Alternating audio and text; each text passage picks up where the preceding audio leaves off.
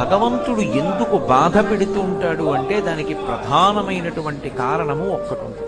గత జన్మలలో ఏదో పాపం చేసినది ఉంటుంది. ఆ పాపం ఎవరికి తెలుసంటే మనకి తెలియదు, కానీ ఆ జన్మలో జీవుడు ఏం చేశాడో భగవంతుడికి తెలుసు. అది చిత్రగుప్తుడంటే.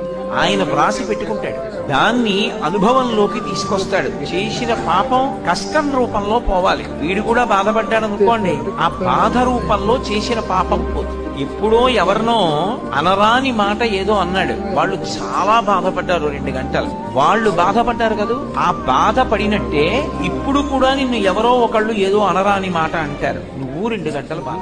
ఈశ్వరుడు గత జన్మలలో చేసిన పాపాన్ని దృష్టిలో పెట్టుకుని ఫలితాన్ని ఇస్తాడు, గత జన్మలలో చేసుకున్న పుణ్యాన్ని దృష్టిలో పెట్టుకుని ఫలితాన్ని ఇస్తాడు.